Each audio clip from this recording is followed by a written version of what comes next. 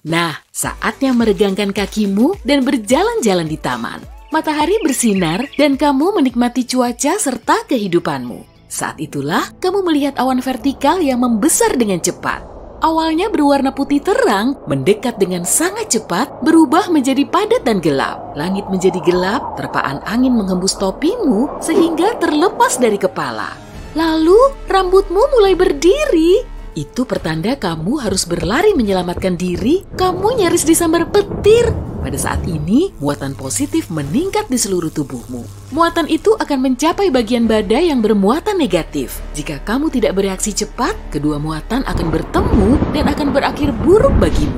Jika tidak ada tempat bersembunyi, jongkok dan buatlah dirimu lebih kecil dari benda-benda di sekitar. Jangan berbaring di tanah, kemungkinan tanahnya basah sehingga bisa menghantarkan listrik dengan baik. Ada juga tanda-tanda lain yang mengisyaratkan bahaya saat badai petir. Telapak tanganmu mungkin mulai berkeringat, kamu mungkin mendengar bunyi berderak, mendengung, atau bergetar aneh yang berasal dari benda-benda logam di dekatmu. Kulitmu bisa mulai terasa gatal, mungkin ada rasa logam aneh dalam mulutmu. Jika memang kamu tidak sedang mengunyah aluminium foil, waspadalah. Ditambah, kemungkinan kamu mencium bau klorin. Itu ozon, muatan listrik memecah molekul nitrogen dan oksigen, yaitu gas utama penyusun atmosfer menjadi atom-atom yang terpisah. Ketika atom-atom itu menyatu lagi, sebagian menghasilkan molekul yang terdiri dari 3 atom oksigen. Itulah ozon. Kamu bisa mencium baunya selama badai petir sebab hembusan angin turut membawanya dari ketinggian mencapai ketinggian hidungmu.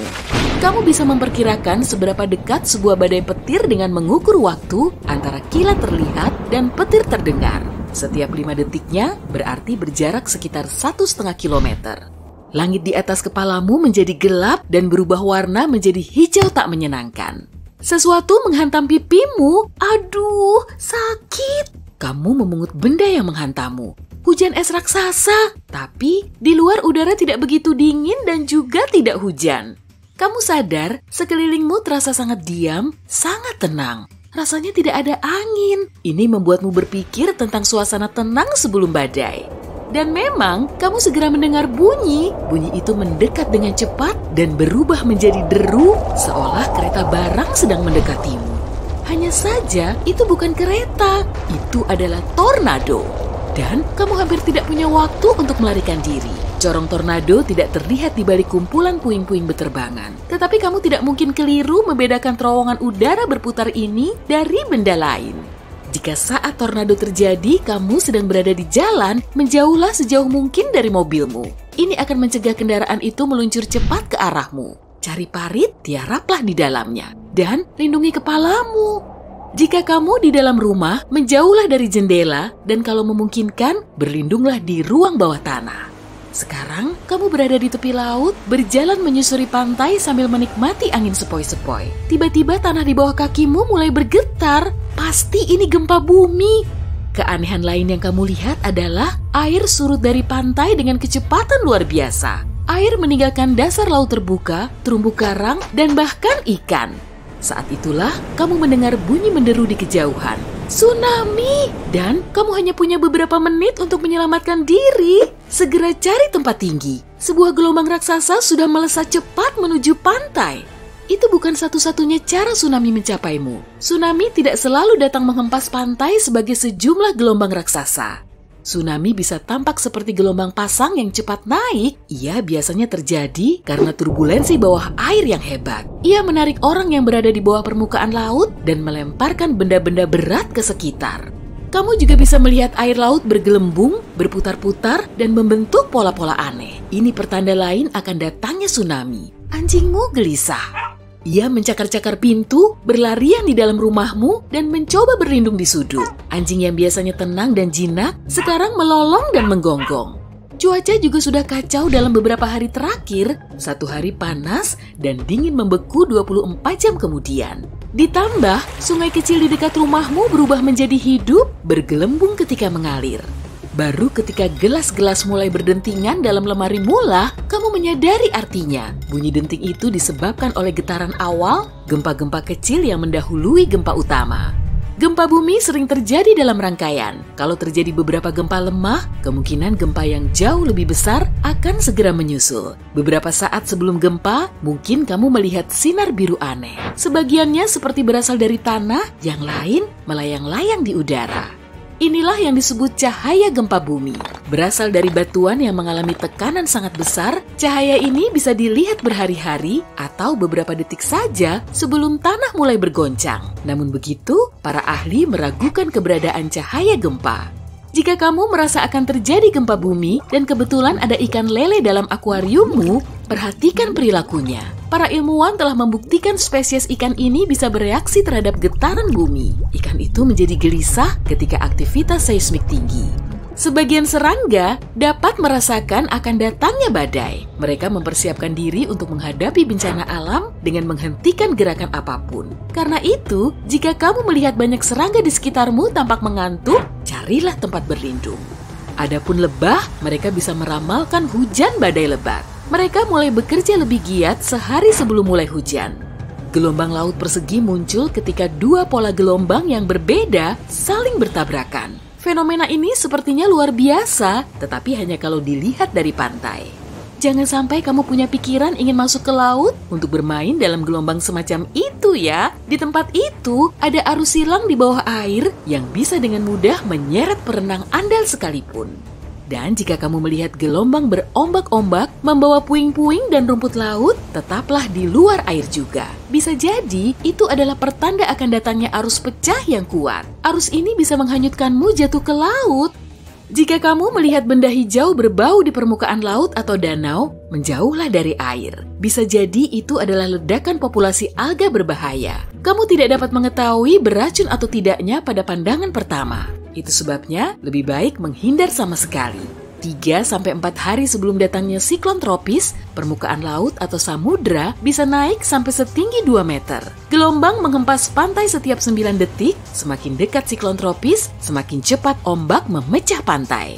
Ketinggian laut juga bisa meningkat lagi sampai 5 meter. Langit bertabur awan-awan lembut tipis, sekitar 36 jam sebelum siklon tropis mencapai pantai, tekanan atmosfer mulai turun. Setelah itu, angin bertiup lebih kencang. Awan tipis seperti rambut muncul di langit. 18 jam sebelum siklon tropis sampai di pantai, langit terbuka dan mulai turun hujan. Air hujan seringnya membanjiri area yang letaknya rendah sampai ketinggian 4,5 meter. 12 jam menjelang siklon tropis, angin kencang mulai membawa puing-puing yang lepas. 6 jam sebelum datangnya, kecepatan angin sudah mencapai 145 km per jam. Ini cukup kuat untuk mematahkan, bahkan mencabut pepohonan, menerbangkan puing-puing besar di sekitar, dan membalikan mobil. Omong-omong, misalkan kamu sedang berlayar dan beberapa hiu mengitari perahumu. Awasi mereka. Jika ikan-ikan predator itu tiba-tiba meninggalkanmu sendiri dan pergi menuju ke perairan dalam, itu bisa berarti siklon tropis sedang mendekat. Kembalilah ke darat secepat mungkin dan peringatkan orang lain. Jika selama hujan deras kamu mendengar bunyi menderu, mungkin itu banjir bandang yang sedang bergerak ke arahmu. Jika saat itu kamu berada di dekat sungai, mungkin akan terlihat puing-puing hanyut terbawa aliran air. Warna air bisa berubah menjadi keruh serta gelap. Tanda-tanda ini seharusnya menyalakan bel peringatan dalam otakmu. Jika nalurimu benar, kamu tidak boleh buang-buang waktu lagi. Cobalah menjauh dari tempat itu secepat mungkin. Banjir bandang seringnya mematikan. Jika kamu sedang berada di alam liar, perhatikan air di anak sungai dan sungai. Jika airnya berkurang atau bertambah dengan cepat, bisa jadi ini adalah tanda akan terjadinya tanah longsor. Dan kalau kamu melihat airnya berubah menjadi lumpur, jangan tunggu bukti lebih banyak. Segeralah menyingkir dari tempat itu. Wah, pemandangannya syahdu banget. Sembari makan angin, kamu dan temanmu memandangi langit. Ada apa nih? Nggak biasa-biasanya deh. Sang mentari dikelilingi berkas cincin mirip pelangi. Lihat tuh, temanmu yang dari tadi mainan ponsel langsung mendongakkan kepalanya. Jangan lihat langsung. Udah, stop ya, katanya. Lagi ada halo matahari tuh, buruan ngumpet. Kamu nggak punya payung segede gaban sebagai pelindungmu kan? Halo matahari akan muncul beberapa saat sebelum badai salju atau hujan badai menerjang. Fenomena alam ini terbentuk oleh gumpalan awan yang berasal dari miliaran kristal es pada ketinggian 6 km. Cahaya matahari yang melewatinya kemudian dihamburkan dan dibiaskan seperti pada proses terbentuknya pelangi. Ingat baik-baik ya, jangan melihat halo matahari dengan mata telanjang. Penampilannya memang bisa menggoda iman sih, karena jarang-jarang kan ada fenomena alam secantik ini. Tapi sinar ultravioletnya sangat membahayakan karena bisa mengoyak jaringan retinamu. Akibatnya bisa sangat fatal. Pakai aja kacamata Cheng Demu itu, dijamin deh semuanya bakal aman terkendali. Biasanya, halo matahari berlangsung selama 40 menit. Gumpalan awan serupa juga kadang mengitari bulan, menghiasi langit malam dengan cincinnya yang mencekam. Semesta telah menampakkan pertandanya dalam berbagai rupa. Kalau kamu mengamati banyak pohon berbentuk huruf J, kemungkinan di situ akan ada tanah longsor. Tanah di bawahnya terus bergerak sehingga pepohonannya bisa tumbuh dengan cara uniknya sendiri. Kalau kamu kebetulan ada di dekat situ, segera menjauh dan cari tanah datar. Tapi nggak apa-apa juga sih kalau kamu punya kekuatan super. Kamu sudah ada di pinggir pantai, hamparan pasir putih bermandikan terik mentari. Lalu tiba-tiba air lautnya menyusut dan langsung menjauhi garis pantai. Beragam karang, ikan kecil, dan hewan laut lain bisa terlihat dengan jelas. Kalau mendeteksi tanda-tanda ini, segera saja menjauh. Kemungkinan besar tsunami sudah sangat dekat. Peristiwa ini disebabkan oleh gempa bumi di bawah air dan bisa menyapu daratan dengan kecepatan 800 km per jam. Meskipun tsunami lebih sering terjadi di Samudra Pasifik, sebaiknya kamu tetap waspada. Kalau kamu melihat deretan ombak kecil di dekat pantai, jauhi saja ya. Kemungkinan bahaya sedang mengintaimu karena di situ terdapat arus pecah. Ombak bisa menerpa pantai dengan cara yang nggak biasa sehingga memicu arus pecah. Kamu juga bisa mengamatinya saat ada celah aneh di sela-sela deburan ombak atau ketika rumput laut bergerak-gerak ke berbagai penjuru. Saat berada di situasi seperti itu, usahakan tetap mengapung dan jangan boroskan energimu dengan melawan arus. Sambil terus menepi, usahakan tetap mencari pertolongan. Nah, setelah berhasil keluar dari celah ini, kamu bisa berenang secara diagonal menuju pantai. Pasti apes banget ya saat kamu lagi enak-enaknya piknik di laut, kok malah dihadang sama kawanan hiu? Jangan langsung panik, oke? Kemungkinan hiu ini nggak lagi memangsamu. Yang bikin ngenes justru kalau hewan ini sedang menghindar dari badai tropis besar. Hiu bisa mendeteksi fenomena ini, jadi saat alam mulai murka, kawanannya mulai berenang jauh di bawah permukaan laut. Terus kamu ngapain dong? Udahlah, jangan ikut berenang ke situ juga. Sebaiknya tetap hati-hati. Aturan ini sudah berlaku sejak zaman dulu. Amati gerak-gerik hewan. Serangga, tikus, dan ular akan keluar dari liangnya beberapa hari sebelum gempa dahsyat menerjang. Para ilmuwan belum bisa menjelaskan mekanisme pendeteksian gempa bumi pada hewan-hewan ini. Kemungkinan sih karena hewan bisa merasakan getaran awal yang nggak bisa kita rasakan. Lalu, gimana ya kalau sekelompok hewan tiba-tiba berlarian ke arahmu? Kemungkinan sih kamu lagi jadi sasaran empuknya. Atau bisa juga karena ada kebakaran besar. Amfibi seperti katak, kodok, dan salamander akan mencari perlindungan dengan bersembunyi di bawah tanah, sedangkan hewan lain akan kabur terbirit-birit. Sebelum ikut-ikutan kabur, pastikan kamu melihat asapnya ya. Jangan sampai kamu jadi heboh sendiri padahal nggak ada apa-apa. Sebetulnya sih nggak cuma hewan aja, kita pun bisa loh mendeteksi tanda-tanda bahaya ini. Kalau bulu tubuhmu tiba-tiba meremang atau perhiasanmu mulai bergetar, segera cari perlindungan. Kemungkinan sambaran petir akan segera datang, dan kalau kamu belum juga bisa berlindung di luar ruangan, jangan berdiri di dekat bangunan tinggi, tiduran di tanah, berada di dekat air, berteduh di bawah satu pohon, berada di tempat terbuka. Serta jangan naik ke puncak gedung Empire State ya. Tempat ini tersambar petir sampai ratusan kali dalam setahun. Nah, apa kamu suka main ski? Emang seru banget kan bisa meliuk-liuk di atas salju? Waduh, kok tiba-tiba semuanya kelihatan putih? Salju bisa longsor dengan kecepatan sampai 130 km per jam. Selalu waspada dan amati setiap pertandanya. Mungkin saljunya terasa melompong saat kakimu menginjaknya. Ada retakannya nggak? Gimana dengan longsoran besar? Mulai bergerak ke arahmu ya? Wah, saatnya ambil angka 1000. Saat terjadi badai, kamu juga bisa melihat awan hijau cantik, hasil perpaduan dari cahaya biru dan merah pada matahari. Kalau kamu melihatnya, tetap jaga jarak ya, dan usahakan tetap berada di dalam ruangan. Awan petir yang menjulang tinggi ini biasanya muncul sebelum hujan es dan tornado. Jangan bengong aja, segera berlindung di parkiran bawah tanah atau basement, tapi jangan sampai salah tebak loh ya. Kita tahulah ya, gunung berapi memang berbahaya banget, tapi kalau danau di dekatnya gimana? Kenapa semuanya jadi berbahaya gini sih? Danau yang berada di dekat lokasi super panas seperti gunung berapi bisa diibaratkan seperti kaleng soda yang dikocok-kocok, tinggal nunggu waktu aja hingga akhirnya meletus. Magma yang ada di bawah tanah terus mendorong karbon dioksida ke dasar danau, kemudian gas ini terakumulasi. Hujan biasa pun bisa loh bikin danaunya berseru, duar alias berdentum. Kita bisa menyelam, berenang, dan bersnorkeling ria di laut biru, tapi kondisi di laut sangat sulit diprediksi. Dua arus ombak yang saling bertemu bisa memicu krosi atau gelombang laut persegi. Meski dari jauh kelihatan menawan, ombak ini bisa mengancam keselamatan para perenang, peselancar, dan kapal laut. Arus kuat terus bergolak di bawah permukaannya. Semisal kamu lagi asik menyusuri pantai, ya cerita keren selalu berawal dari pantai kan? Tiba-tiba kamu melihat gua. Widih, keren banget. Buruan dong masuk ke situ biar tahu isinya. Mending jangan deh. Saat bulan purnama, kemungkinan kamu akan terjebak di situ. Fase bulan bisa mempengaruhi pasang air laut dan akibatnya permukaan gua akan terlihat lebih rendah. Kamu pun jadi lebih gampang untuk memasukinya, tapi mending jangan ambil risiko deh. Salah-salah kamu malah akan terjebak di situ selama satu purnama. Semoga yang ini nggak selama satu purnamanya Rangga dan Cinta di AADC ya. Wall cloud termasuk salah satu fenomena alam yang bisa bikin kita berdecak kagum sekaligus senam jantung. Wujudnya sangat misterius dan bikin penasaran. Memangnya seberapa sering sih kamu akan bisa melihat awan seunik ini? Tapi yang jelas, kamu harus segera menyingkir. Saat badai petir, wall cloud ini bertengger lebih rendah dari awan lain, diameternya bisa sampai 8 km. Kalau awannya mulai berpilin, gak akan ada yang tahu pasti kamu akan mendarat di mana.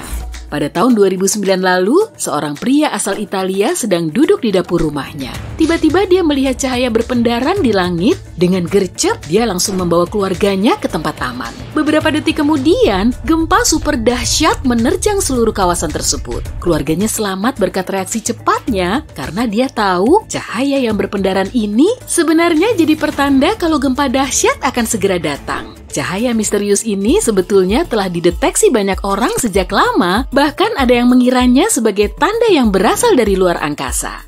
Awalnya, para ilmuwan gak terlalu menggubrisnya. Tapi setelah ada fotografi, bukti kemunculannya semakin banyak. Mereka langsung bisa menarik benang merahnya, dan saat cahaya ini muncul, tak lama kemudian, gempa bumi pun menerjang. Setelah menggali lebih dalam, akhirnya mereka bisa membuka catatan cahaya gempa yang terjadi ratusan tahun yang lalu. Kobaran api kebiruan akan keluar dari tanah beberapa saat sebelum gempa. Serem juga ya. Laut lagi nih. Gimana dong? Nggak apa-apa lah ya. Jangan coba-coba nyemplung ke laut kalau airnya terlihat coklat kemerahan. Fenomena pasang merah ini disebabkan oleh alga beracun dan kamu bisa melihatnya di seluruh dunia. Alga beracun ini bisa muncul meskipun warna lautnya biasa-biasa aja. Kalau sampai alga ini menempel di tubuhmu, kesehatanmu bisa terganggu. Segera basuh tubuhmu pakai air bersih ya. Oh ya, kamu tahu nggak? Nama alga ini sebetulnya juga terinspirasi dari nama salah satu penyanyi legend loh. Kamu tahu siapa? Alga Risma. Peace, jangan serius-serius amat lah. Duar. Kata ini tidak cukup untuk menggambarkan ledakannya. Ledakan terkuat yang pernah kamu lihat. Yang perlu diingat, ini adalah danau yang meledak. Kamu hanya ingin menyalakan kembang api di tempat indah ini. Tapi kamu pasti tidak melihat tanda peringatan. Bahaya, dilarang menyalakan api di sepanjang jalan. Dan sekarang, luapan air yang mengepul dengan cepat mendekatimu.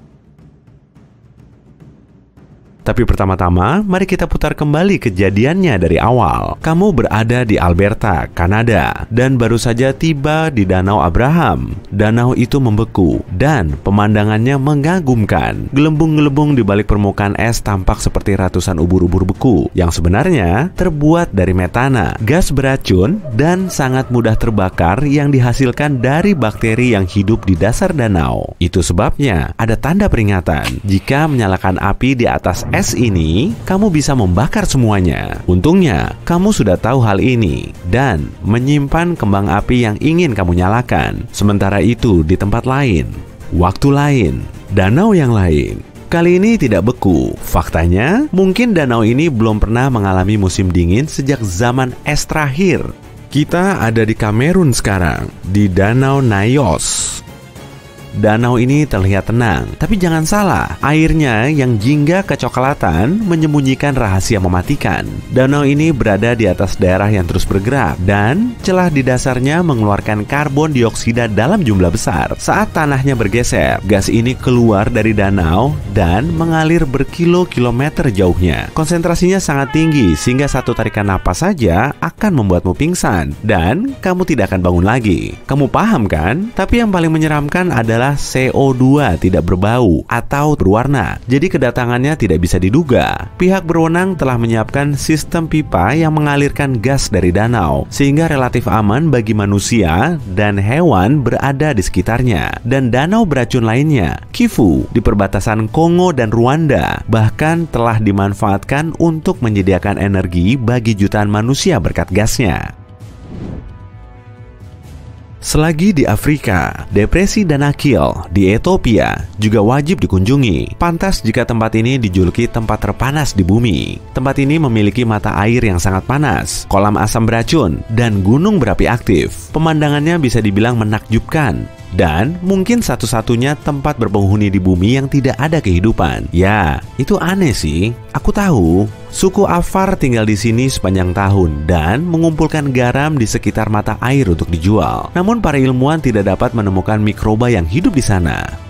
Manusia terkenal suka menetap di tempat-tempat yang berbahaya. Contohnya Gunung Tambora di Indonesia. Ribuan manusia telah tinggal di lereng dan sekitarnya selama berabad-abad. Hingga suatu hari di tahun 1815, Tambora adalah gunung berapi. Dan hari itu, letusan pun tak dapat dihindari, menghasilkan ledakan yang melenyapkan seisi pulau dan terdengar hingga 1000 km jauhnya. Letusan itu memuntahkan begitu banyak abu vulkanis yang menumpuk sangat tebal di pulau-pulau sekitarnya dan menyebabkan setahun tanpa musim panas di seluruh belahan bumi utara. Ini adalah erupsi paling kuat dalam 10.000 tahun terakhir dan Gunung Tambora menjadi 1524 meter lebih rendah setelahnya. Kembali ke masa sekarang, ada pulau yang tidak boleh dikunjungi, tapi saya yakin kamu juga tidak mau. Pulau Ular di Brazil adalah rumah bagi ribuan ular. Sesuai namanya, saat menginjak tanahnya, kamu berada dalam bahaya besar digigit ular berbisa. Pulau ini juga satu-satunya tempat kamu bisa melihat ular golden lancehead. Benar-benar pertemuan sekali seumur hidup. Tempat ini sangat berbahaya sehingga Brazil melarang adanya turis dan pengunjung lainnya tanpa kecuali. Oke, yuk kita pergi dari sini. Sekarang pakai bajumu yang paling hangat dan jangan lupa masker bulu untuk wajah. Kita akan ke Omayakon, Rusia. Ini adalah kota kecil di ujung utara yang sering disebut tempat terdingin di bumi yang masih dihuni manusia. Satu-satunya tempat dengan suhu rata-rata lebih rendah dari kota ini adalah Antartika. Kamu tahu kan artinya? Di musim dingin, jika kamu lupa mengenakan sweater lagi, dan mantel bulu, kamu akan membeku hanya dalam hitungan detik. Suhu di sini sampai minus 71 derajat Celcius. Buah segar berubah jadi bongkahan es dalam beberapa menit dan jadi sangat keras sampai kamu bisa menancapkan paku ke kayu dengan apel di sini.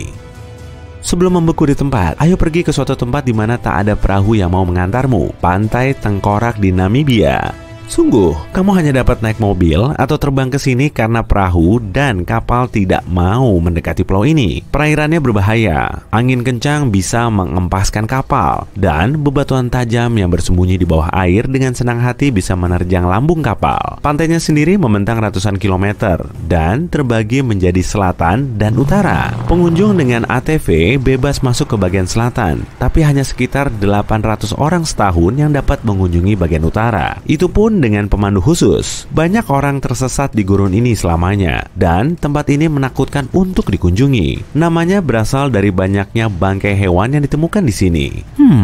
Namun, sekitar 50.000 penduduk asli berhasil bertahan hidup di tempat ini bersama dengan hewan-hewan yang telah menyesuaikan diri. Anjing laut, kadal, hiena, dan bahkan gajah. Kamu bisa saja berpikir ada mesin penghancur kehidupan di mana-mana, kecuali di jantung Eropa, Napoli, salah satu kota paling terkenal di Italia yang berada di atas gunung berapi raksasa yang masih aktif. Pada tahun 2018, para ilmuwan menyadari gunung monster ini sedang membentuk magma di kedalamannya. Namun, mereka mengatakan gunung itu tidak mungkin meletus dalam waktu dekat. Tapi ada gunung berapi lebih kecil yang tidak kalah berbahaya beberapa kilometer darinya, Vesuvius yang terkenal. Kamu mungkin mengingatnya dalam sejarah musnahnya kota Romawi kuno, Pompei, sekitar 2000 tahun lalu. Kamu mungkin ingat, tapi saya belum lahir saat itu. Gunung ini telah lama aktif. Warga maupun turis di Napoli mempertaruhkan nyawa setiap harinya di kota ini. Tapi, hey, selagi kamu di sana, coba pizzanya. Timur Laut Prancis juga merupakan tempat yang tidak ramah huni. Sebuah area dijuluki Zone Rouge atau zona merah dan dinyatakan terlarang sejak tahun 1920-an. Jika secara kebetulan kamu berada di tempat ini, kamu hanya akan melihat tanaman layu dan tanah tandus. Sangat kontras dengan pemandangan subur di bagian lain negara ini. Tanah dan udara di sini sangat tercemar sehingga manusia dilarang masuk karena takut tersedak dan tidak ada yang bisa bertahan hidup di zona merah pada saat itu. Ada pulau berpenghuni di Jepang yang pernah ditutup untuk perjalanan udara selama 8 tahun. Miyake-jima pada dasarnya adalah gunung berapi yang lerengnya dihuni manusia. Gunung ini meletus kira-kira setiap 20 tahun dan letusan terakhir terjadi pada tahun 2000. Gunung berapi ini biasanya tidak mengeluarkan lava, tapi mengeluarkan awan besar berisi gas sulfur beracun. Hey, jangan lupa pakai masker. Omong-omong, pada puncak aktivitas gunung ini, penduduk pulau harus selalu memakai masker gas dan bahkan bertahun-tahun setelah erupsi, mereka selalu membawa masker untuk berjaga-jaga. Hey, aku paham rasanya. Tidak jauh dari tempat yang pernah kita kunjungi, di wilayah Kamchatka, Rusia, ada lembah yang sangat indah tapi kamu pasti enggan berlama-lama di sana. Tempat ini disebut Lembah Kematian dan terletak di kaki gunung berapi aktif. Ketika gunung itu mengeluarkan asapnya, gas beracun yang lebih berat daripada udara turun ke lereng dan langsung menuju lembah. Makhluk kecil akan mati saat menghirup gas ini. Bahkan hewan besar dan manusia akan kesulitan pergi tanpa terluka.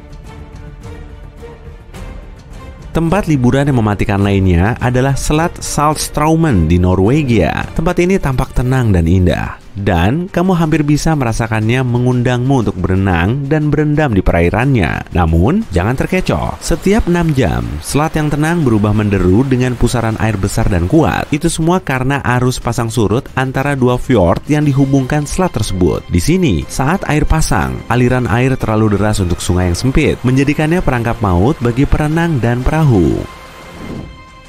Di Bolivia, ada jalan sepanjang 72 km yang hanya dilintasi oleh para pemberani. Jalan Yungas melewati sisi pegunungan dan merupakan daya tarik utama bagi pengendara sepeda yang mendambakan sensasi memacu adrenalin. Jalan baru telah dibangun yang tidak melewati bagian paling berbahaya dari rute tersebut, tapi jalan aslinya sangat sempit dengan jurang dan tidak ada pagar pembatas di satu sisi, serta lereng curam di sisi lain. Longsor, kabut, dan hujan yang terlalu sering membuat bersepeda di sini sangat berbahaya dan sulit ditebak, yang tentunya tidak pernah menghentikan para pencari adrenalin dari seluruh dunia datang ke sini untuk bersepeda dengan tantangan. Terakhir, jika kamu suka mata air panas, kamu mungkin mau berkunjung ke Boiling Lake di Dominika. Terletak di sebuah taman nasional. Tempat ini adalah rongga berisi air yang terus mendidih dari sungai-sungai di sekitarnya. Danau ini tetap panas berkat mata air panas dari gas beracun, dan asap di atas permukaannya juga beracun. Walau danau ini menarik wisatawan, tapi terlalu dekat dengannya terbukti sangat berbahaya. Danau ini diketahui bisa meledak, membanjiri daerah sekitarnya dengan awan gas.